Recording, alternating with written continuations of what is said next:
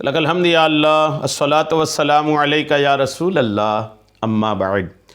سلسلہ ہے ناظرین کی طرف سے پوچھے گئے سوالوں کے جواب پیش کرنے کا۔ ناظرین میں سے ایک نے یہ پوچھا ہے کہ کیا عورتیں نماز غوثیہ پڑھ سکتی ہیں؟ آئیے جواب توجہ کے ساتھ سنیے۔ کوئی نماز غوثیہ خاتون ہے وہ پڑھنا چاہتی ہیں، یاد رکھیے گا کہ آج بھی اگر کوئی سچے دل سے حضور غوث پاک رحمۃ اللہ تعالی علیہ سے نگاہ کرم کی فریاد کرے تو حضور غوث پاک رحمۃ اللہ تعالی علیہ توجہ فرماتے ہیں۔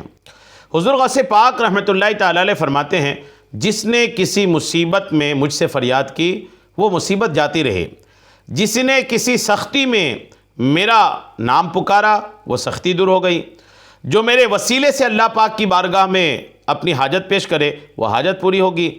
جو شخص 2 رکعت نفل پڑھے اور ہر رکعت میں الحمد شریف یعنی سورہ فاتحہ کے بعد قل هو اللہ شریف 11 مرتبہ پڑھے، سلام پھرنے کے بعد سرکار مدینہ قرار قلب و سینہ صلی اللہ تعالی علیہ وسلم پر درود بھیجے، پھر بغداد شریف کی طرف 11 قدم چل کر میرا نام پکارے اور اپنی حاجت بیان کرے، انشاءاللہ الکریم ان کی حاجت پوری ہوگی۔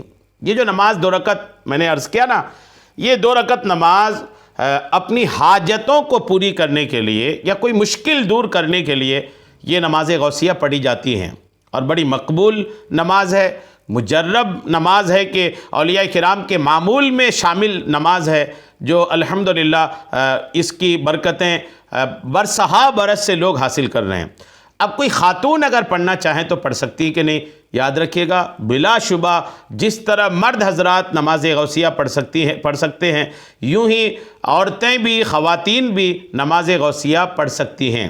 ایک نماز ہے برکتیں حاصل کرنے کی، تو نماز جس طرح سے خواتین پڑھ سکتی ہیں وہ یوں ہی جو مرد پڑھ سکتے ہیں وہ نمازیں خواتین بھی پڑھ سکتی ہیں۔ بس وہ کچھ نمازیں جس کے لیے جماعت شرط ہوتی ہے، جیسے عیدین کی نماز، جمعہ کی نماز، اس کے لیے چونکہ جماعت ضروری ہے اور عورتوں کی جماعت نہیں ہوتی تو یہ جمعہ اور عیدین نہیں پڑھتی۔